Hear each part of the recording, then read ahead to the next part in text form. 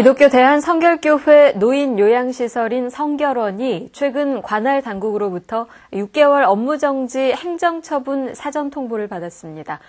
그런데 성결원의 업무정지 위기 이면에는 성결원 내부의 오래된 갈등이 자리 잡고 있었습니다. 자세한 내용을 송주열 기자가 취재했습니다. 지난 2008년 문을 연 성결원이 업무정지 6개월의 행정처분 위기에 놓였습니다. 관할 당국인 천안시청은 지난달 성결원 요양보호사들이 중증 노인들의 기저귀 케어 시 가림막을 사용하지 않고 의료 조치를 소홀히 한다는 제보를 받고 실사에 나서 업무정지 6개월에 해당하는 중징계를 내렸습니다. 조만간 성결원 측의 해명을 듣는 청문 절차를 실시한 뒤 노인 인권 침해와 성적 학대 여부를 가려 최종 행정처분을 내릴 예정입니다. 그런데 이 사건을 두고 성결원 내부에서는 노조원들 가운데 일부가 고의적으로 관할 당국에 진정서를 냈다는 의혹을 제기했습니다. 이 시설을 문 닫게 해주겠다는 거를 많이 좀 엄포를 했었고, 비조합원들한테 약간 좀 폭언적인 행동이라만 했었죠.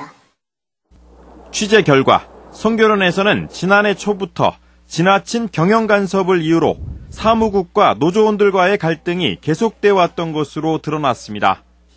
성결원 내부 갈등 때문에 노인복지 서비스에 불똥이 튄 겁니다. 성결원이 소속된 기독교 대한성결교회 복지재단 측은 이에 대해 청문 절차가 끝나면 문제가 해결될 것이라는 안이한 답변만 내놓았습니다.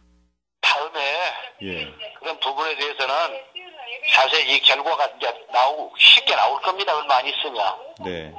그리고 청문회도 곧 진행될 것이고, 그리고 난 다음에 얘기를 하도록 하죠. 성결원 내부 자정 능력도 제 기능을 발휘하지 못하고 있는 것으로 드러났습니다.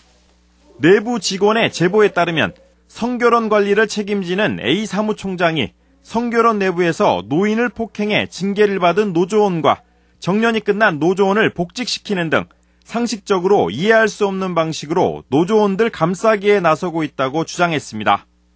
그러면서 일부 직원들에게는 사임을 종용했던 것으로 드러났습니다. 시설장은 해고 통보했으니까 여기 이제 출근할 이유가 없다고 봐요. 내일부터 안 나오실 테요. 이에 더해 성결원 운영위원회 규정을 만들어 사무총장이 인사권한을 비롯한 실질적인 권한을 갖도록 하는가 하면 법인 통장을 자신의 아내에게 관리를 맡기는 이해할 수 없는 행동도 하는 등 성결원 내부 갈등 해결에는 뒷전이라고 말했습니다.